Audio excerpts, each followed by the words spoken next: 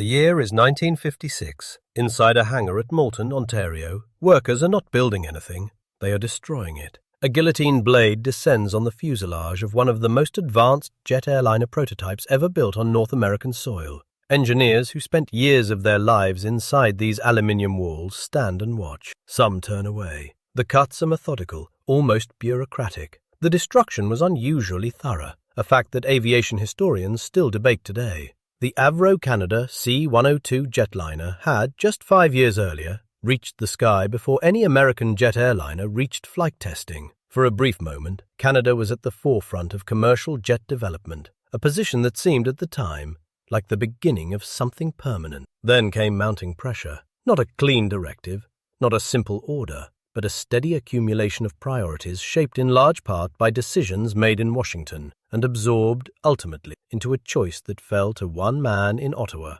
When that choice was made, Canada's window in the jet age closed, and it never reopened. To understand what was lost in that hangar in 1956, you have to understand what Canada believed it was becoming in 1945. The Second World War had done something unexpected to this country. It had turned a nation of 9 million people into an industrial power. Canadian factories produced over 16,000 aircraft during the conflict. Canadian engineers proved repeatedly that they could build machines as sophisticated as anything coming out of Britain or the United States. When the war ended, the question was no longer whether Canada could compete in the new world of aviation. The question was how far it could go. The answer took shape at a company called Avro Canada, established in Moulton, Ontario in 1945. A subsidiary of the British Hawker Siddeley Group, staffed increasingly by some of the sharpest aeronautical minds on the planet. They were young, many of them. They were operating in a country that had not yet learned to doubt itself. By 1946,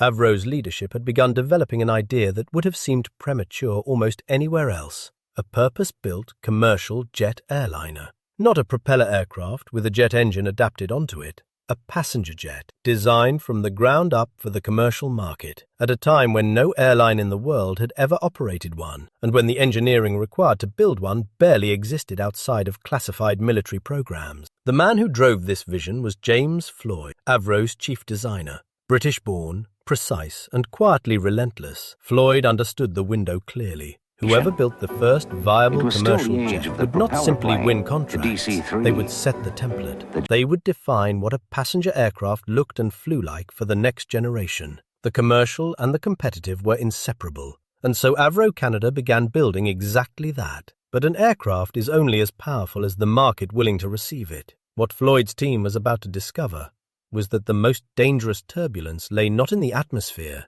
but in the politics surrounding them. On August 10, 1949, the Avro Canada C-102 Jetliner lifted off from Moulton Airport. It was only the second jet-powered passenger aircraft to fly anywhere in the world, beaten by the British de Havilland Comet by just 13 days, though the British program was far further along in development, backed by years of government investment and established jet infrastructure.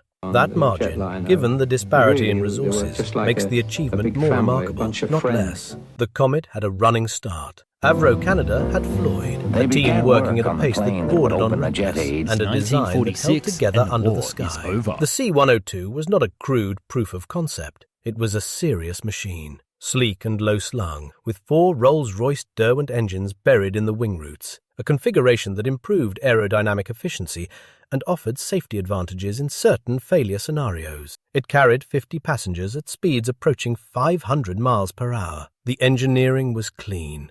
The test data was strong, and the aircraft, by every measure available, worked. Trans-Canada Airlines, the national carrier, expressed genuine interest. More significantly, so did Howard Hughes.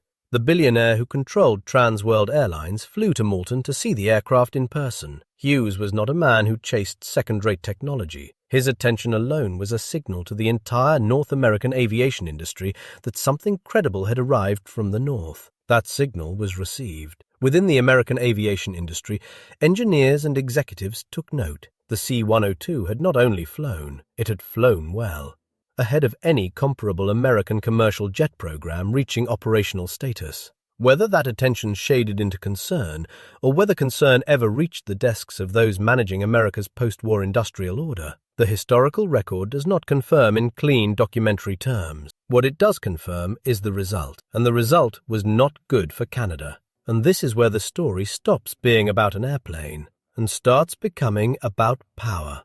To understand the commercial threat the C-102 represented, you have to understand what the aviation industry meant to the United States in 1949. It was not simply an industry, it was infrastructure for American economic power. Boeing, Douglas, and Lockheed had emerged from the Second World War as the dominant forces in global aviation. Airlines across the free world were flying American aircraft. Maintenance contracts, spare parts, pilot training, ground crew systems, all of it generated revenue that cycled back into American manufacturing and, critically, funded the research pipelines feeding American military aviation. The commercial market and the military-industrial complex were not parallel worlds. They were the same organism. A viable Canadian jet airliner entering that market would not merely be selling a competing product, it would be disrupting the supply chain of an entire ecosystem. If Trans World Airlines, one of America's most prominent carriers, chose the C-102 over a Boeing or Douglas aircraft, the signal sent to airlines worldwide would be significant. The leverage Canada could develop from a successful program, in trade negotiations and defense partnerships alike, was real. Howard Hughes had not built his fortune by chasing inferior technology. His interest was a credible data point. The C-102's operating economics were genuinely competitive. Its performance specifications were legitimate. The threat it posed was proportionate, not imagined. Whether that threat was consciously managed at a political level in Washington remains a matter of historical interpretation rather than confirmed record. But the environment it created shaped everything that followed. Inside Canada, the pressures were more visible and far easier to trace. On June 25, 1950, North Korean forces crossed the 38th parallel. For Canada, the implications arrived fast. As a NATO member and a signatory to the UN resolution backing South Korea, Canada was expected to contribute men, ships, and aircraft. The Canadian military's most urgent requirement was a jet interceptor capable of defending North American airspace against the very real possibility of Soviet bomber incursions via the polar route. That aircraft was the Avro Canada CF-100 Canuck, also in development at Moulton, in the same facilities, drawing on many of the same engineers working on the C-102. Here the resource problem became acute. Avro Canada was not a vast conglomerate with unlimited parallel capacity. It was a brilliant but finite organization. Although the company attempted to manage both programs simultaneously, the limits of its engineering workforce and production resources created genuine tension between priorities. Every technical problem on the C-102 that demanded senior attention was time not spent on an interceptor that the Canadian government considered essential to national security. C.D. Howe felt this tension directly. Clarence Decatur Howe, Canada's Minister of Trade and Commerce, was the single most powerful figure in Canadian industrial policy. He had personally driven the transformation of Canada's wartime manufacturing base and was not a man given to timid decisions. But Howe was also a thoroughgoing pragmatist. By 1950, the pragmatic case for the C-102 was eroding against the weight of defense obligations that could not be deferred. American influence on this calculation was real, though it arrived through the texture of alliance management rather than formal diplomatic instruction. The network of bilateral defense agreements, procurement conversation, and shared continental security commitments that bound Canada and the United States together in the early Cold War carried a consistent message. The interceptor was the priority. Commercial aviation could wait. And Canada's industrial focus, in the view of its most important ally, should align accordingly. Trans-Canada Airlines, a Crown corporation ultimately answerable to the same government being pressured from multiple directions, quietly signaled it would evaluate American turboprop aircraft for its fleet expansion rather than commit to the C-102. The commercial foundation beneath the program cracked. Some historians argue the Korean War justification does not fully explain the decision to cancel. The CF-100 program was progressing. Avro's capacity, while strained, was not broken. Whether the cancellation was strictly necessary on operational grounds, or whether it reflected a broader alignment of Canadian industrial policy with American preferences, remains genuinely contested. What is not contested is what happened next. By late 1951, the architecture of pressure surrounding C.D. Howe had crystallized into a decision. Military urgency, alliance obligations, airline hesitation, and resource constraints had already determined the direction. The formal order was, in that sense, a conclusion rather than a choice. In December 1951, C.D. Howe officially ordered the suspension of the C-102 Jetliner program. The public language was measured, resource prioritization, defense commitments, the national interest in uncertain times. The decision was formally made in Ottawa, within a broader context shaped by Cold War alliances and the very real pressures of a shooting war on the Korean peninsula. The engineers at Moulton did not experience it as a contextual footnote. They experienced it as a stop order. James Floyd and his team had accumulated approximately 37 test flights. The data was strong. The C-102 had performed at or above its design specifications across the test program. There were refinements still to come.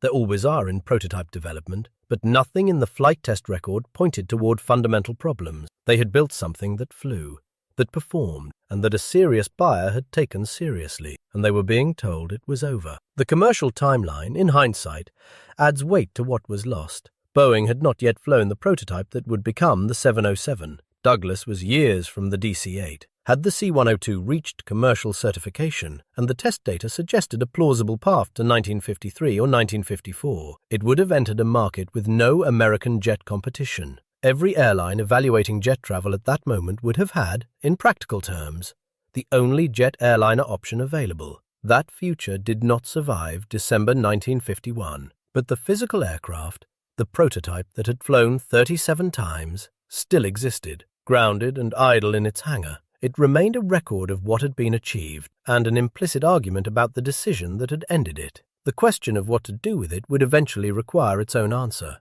The order to scrap the C-102 prototype came without public announcement. No parliamentary debate, no ministerial statement, no acknowledgement that the disposal of this particular aircraft represented anything beyond routine management of government-funded assets.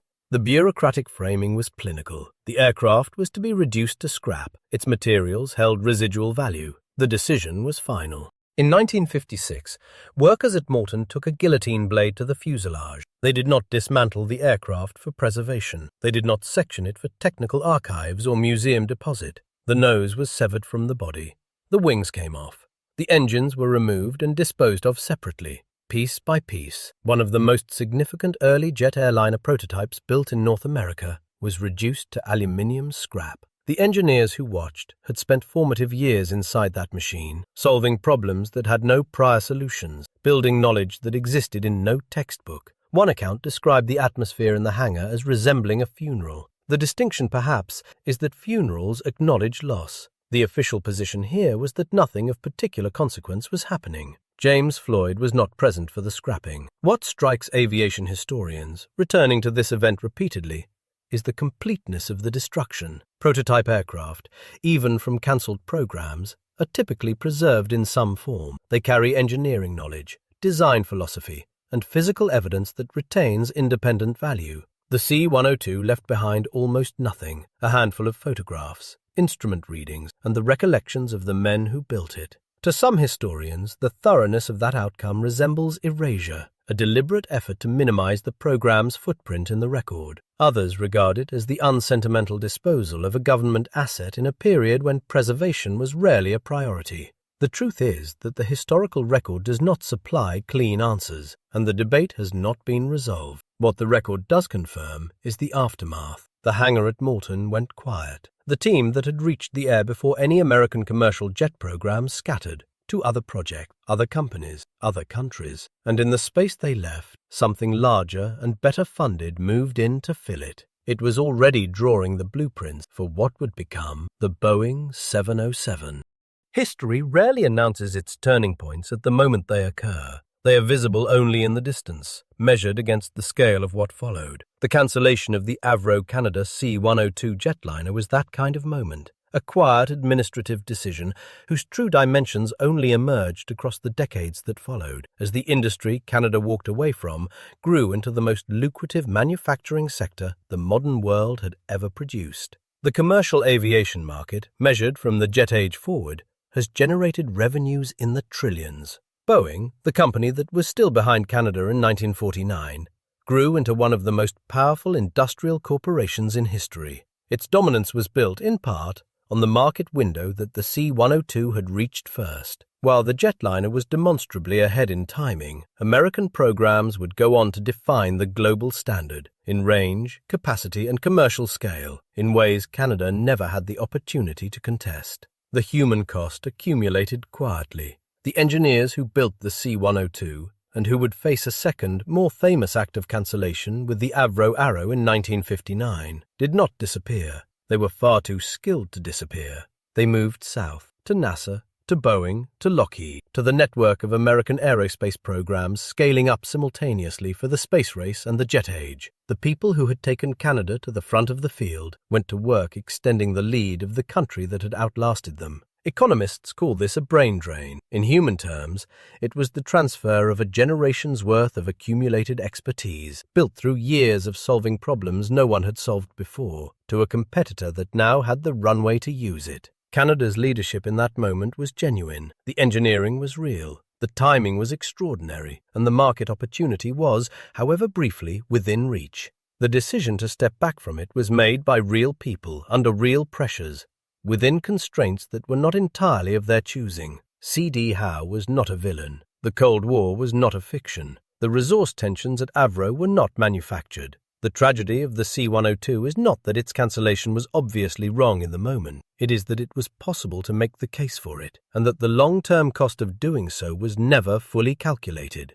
Canada entered the jet age at the very front of the field. It left without a commercial jet in production, without a domestic airline committed to buying one, and without the institutional depth that might have made a second attempt viable. The runway was clear. The machine had proven itself, and the decision, made formally in Ottawa, shaped by forces that extended well beyond it, was irreversible almost before it was official. The aluminium was sold for scrap. The engineers went south, and the jet age, which Canada had briefly and genuinely led, moved on, without her, and without looking back.